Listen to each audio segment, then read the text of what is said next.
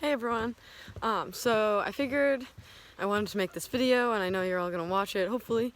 So I wanted to go on a walk, and it's pretty nice out today, so I figured I would film it outside. It's probably a little more interesting for you to watch, and it's just more pleasant this way all around for everyone. So this is going to be about a bunch of the edits that I saw that I think a lot of students really overwhelmingly needed to make to their persuasive writing.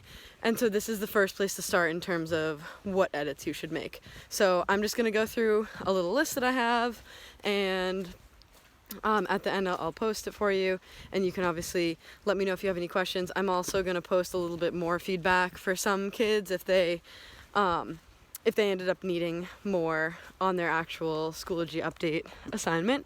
So the first thing that I saw that was really common, and I talked a little bit about in some of my classes the other day online on the Q&A sessions, is that when you're writing persuasively, you want to speak with authority. So instead of saying or prefacing what you're about to say with "I think" or "I believe," or "in my opinion," all of those statements, you can typically just take them out. So if you take it out, typically the sentence still works perfectly. But if you're saying, like, "In my opinion, purple's the best color," I like purple, it's a really good color, versus me saying, "Purple is the best color for sure." If you're speaking with authority and you're speaking like you're sure, people are gonna be more likely to believe you. It's inherent, so I think a lot of times students feel uncomfortable not prefacing what they're saying with "in my opinion" or "I believe" or anything like that, just because you've been taught that it can kind of offend people almost if you say something that's opinion, but you don't preface it with, like, "well, in my opinion, according to me." And so it feels wrong, I think, a lot of the time to do this.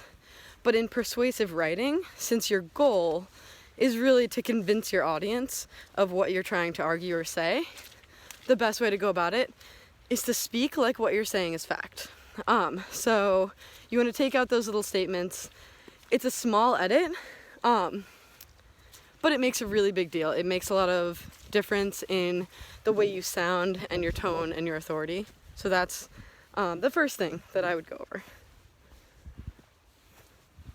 The second one, so in terms of evidence, I know I've gotten some questions about what types of evidence.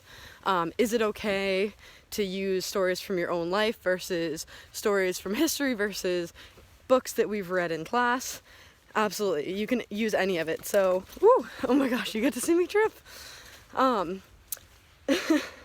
So in persuasive writing, again, a really nice piece of it is that you are, especially in this specific prompt, you're picking your own evidence, which I actually think in some ways makes this easier than picking it out of a specific text. Because when you're working with a text, I think the tendency is to go to the text first and say, like, okay, where's a good quote? I want to use this in my essay, and then build the essay around it. When really I think that a better way to find textual quotes from books is to first think about what you're saying and then go and find a piece of proof that backs that up. So in this case, though, since you can absolutely do that, but you don't have to, I think it makes selecting evidence a little bit easier because you're only picking things that really apply to either side of your argument. So either you're saying that mob mentality is good for the world, good for our society, or it's bad for our society. So you're picking examples that are going to prove that, and I think it just makes selecting the evidence a little bit easier than other situations. So this is a really good one. But to that end, what you want to be really careful of is making sure to integrate it well. So not all of you, I'm not requiring that you do a certain amount of quotes or anything like that.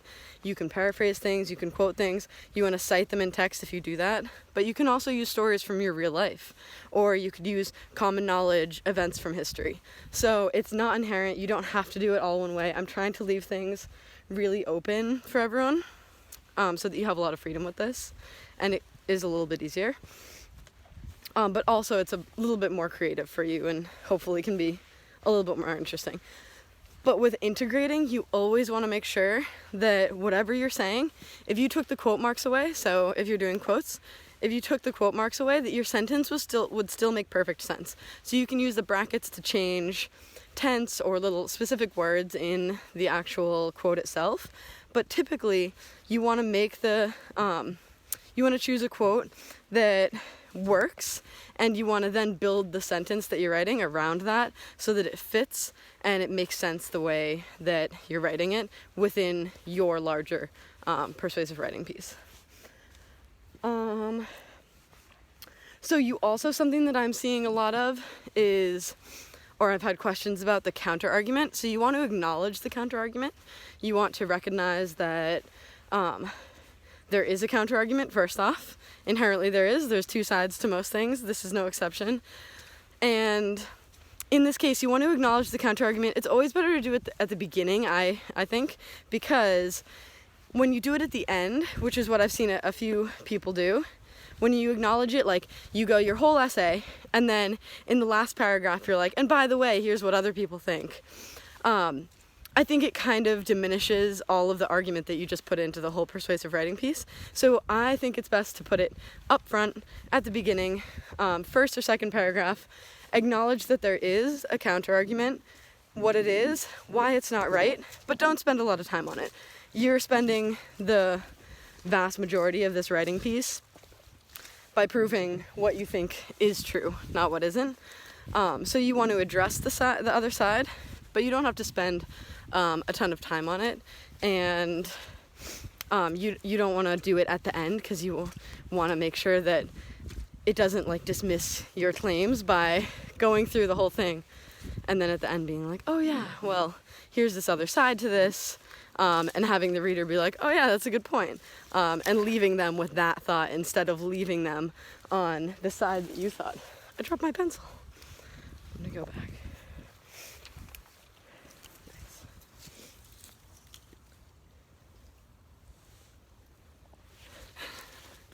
The journey of taking a walk instead, because it's really, I'm walking on some pretty muddy area right now. It's like an actual stream on the path. So lucky I'm wearing waterproof shoes, but it's making me wander a little bit off the path. Okay, let's see what else. So the next things that I have, were all the ones that I had like specifically for this persuasive writing prompt. But the next pieces of information I have are all ones that hopefully you have heard me say before, probably from your other teachers as well. And a lot of these are just pretty common, like writing comments. So, but they're still really important. So these are things that I've seen a lot of already. And, hold on just a sec.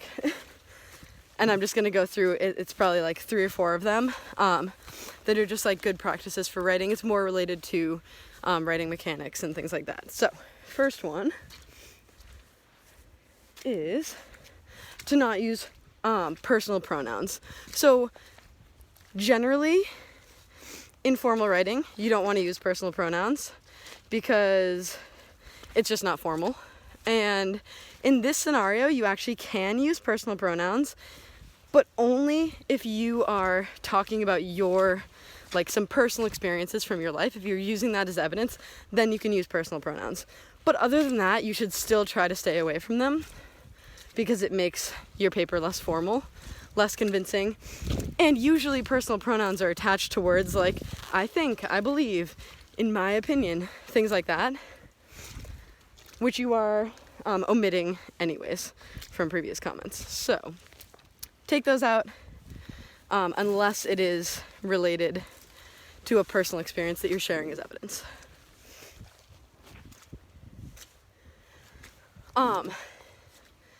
And even further than that, what you want to do is also not use ambiguous pronouns. So I know this has been something that I've talked about all year. I feel like I say it a lot, but I know that it's kind of, I imagine it can be kind of confusing. And I know that it can be at the beginning of figuring out what you're writing for. Also, just to pause, this is all flooded. So I'm walking to the side, but it's making me take an alternate route. If I am like out of breath, I'm trying to wade around this. So for ambiguous pronouns, you don't want to start sentences with this or it generally. Or they, like any ambiguous pronouns you really want to avoid because it's not specific and people can get lost in what you're trying to say. It might be clear to you who you're talking about, but they might not recognize what you're talking about. So you want to avoid them as much as you can. So like, for example, I'm going to talk to you about like 2 or 3 different examples. When the personal pronoun is attached to the actual pronoun itself, so like this situation is really crazy. This walk that I'm going on is really long and the path is very flooded. When you're naming what you're talking about rather than saying, this is crazy, you don't know what I'm talking about in that case. So whenever you're saying things like, this is, or they are, or it is, things like that, that's what you want to avoid. And that's where you want to be more specific. So I saw some sentences that I wrote down as examples. So things like, if you're writing, it is staggering how many people died, you can actually change that around and flip it up so that it makes more sense and you can and it's more specific. And you could say the number of people who died is staggering. So you're being more specific, you're naming what this is, and then people read it. It's more direct, more clear, they understand what you're talking about. And it doesn't have to be super repetitive that way. A stream. Take a break to look at the stream. And another one, so say you're saying like, there was a riot in whatever year. And then the next sentence you're saying, this riot, because you're trying to name what you were doing, you can actually flip that around and you could say, the riot of whatever year instead. And there's ways like that. So really, the best thing to do is anytime that you're starting with a sentence with this or it, or they, or he or she, go back and see if there's a more direct way that you could actually say it, and without it being ambiguous. So there typically is, it doesn't have to be redundant, and otherwise just be careful to name your pronoun, so that people know what you're talking about. All right. Next up, I have to not include things like in conclusion, overall. So for transition words, I know I've talked about this a lot this year as well. I want you guys to work on really elevating the specific transition words that you're using in your writing. So there's some transition words that are really specific and they work really well. And they're really effective in transitioning what you're saying. And there's some that are instead really confusing and or really ambiguous. And a lot of people, I see them use them wrong too. So you want to be careful. But the ones that like get to me the most are things like overall, in conclusion. It just simplifies your writing and it brings it down in terms of advancement. You want to use words that are more specific in that situation as well. Let's see what's next. A small and quick one that I've seen a bunch of. This is also just related to the mechanics of the writing. You don't want to use contractions in this. This is a formal piece of writing. Although we're taking it pretty easy with it and it's not super strict, you still want to keep your writing really high quality. So avoid contractions, and what was 9?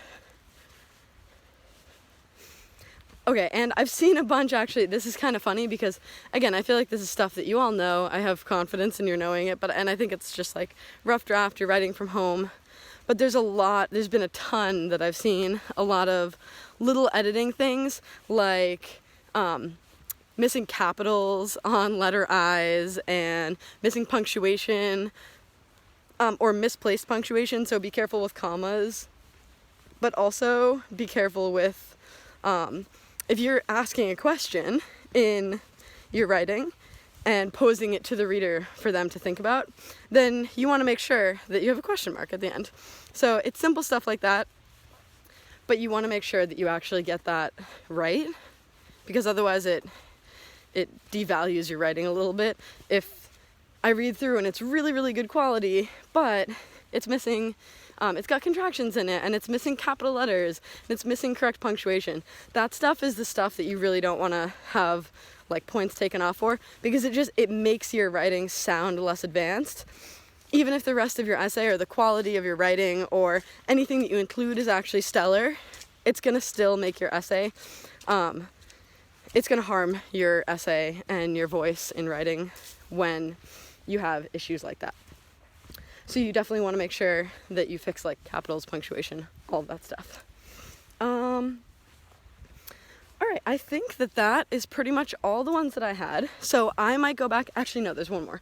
So formatting, I've seen a lot of formatting errors on people's writing. So it's small stuff again, but you want to make sure that if you're formatting something, that you format it correctly. So you want 12-point font, Times New Roman, double spaced. You want the indent for the first sentence of every paragraph. You want to break things up into multiple paragraphs and just make it, format it as cleanly and effectively as you can, because again, that's going to really help your writing overall and the way you come off.